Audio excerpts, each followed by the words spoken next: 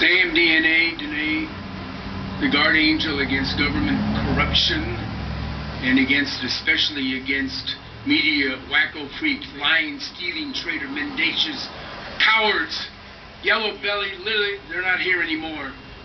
I have been at these podiums for 25 years. And I'm not bragging about it, it's just a fact. I've supported the safety, the firemen and the policemen more than the next 25 citizens added together at these podiums over and over again. And you've just spent more time nitpicking over whether or not they should get a fire engine or a rescue or whatever. More time on that than you did spending $40 million on a new police station, which I agreed you could use a new police station, but you did not spend 1 second, not 1 second saying, hey, $7 million, give it to them.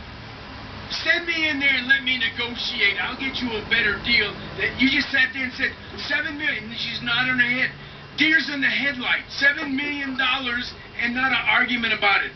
And by the way, again, I support these guys, and you can work out a way to do it. It's important for them to have their right equipment, and it's important for the police to have a good police station.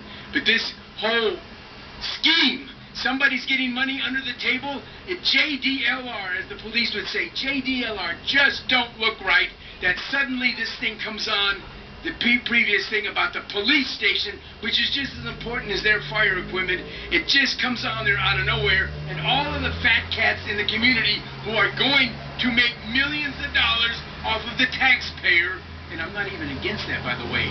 What I am against is you and you and you and you giving the media whack, the morally and financially bankrupt Reno Gazette, the sleaziest operation in our community, giving them the $7 million. Why don't you tell them to donate? USA Today, gigantic, Gannett, why don't you tell them to donate that $7 million? Why does Pennington have to come in and do this? Those guys have been trying to sell that building for at least a year, not one bite. And suddenly they say, we want $7 million, and you say, I can't believe the new councilman doesn't say, wait a minute, why don't you step forward? Well, let's offer him $3 million. Not one word. You just said $7 million, and the city manager, who I got her job, really, and she doesn't even have the gumption to say, hey, let's make it $3 million. No, you just took the $7 million, laid it on the table, and nothing else to say. And by the way, if anything is totally inappropriate, Ms. Mayor, it was what you did.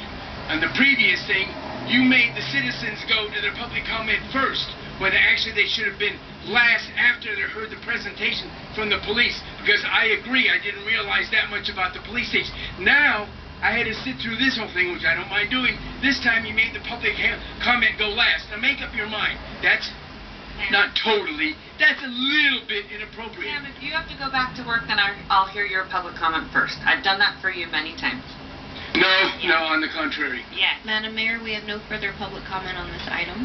Okay, As a thanks. matter of fact, I even asked you to let me go last.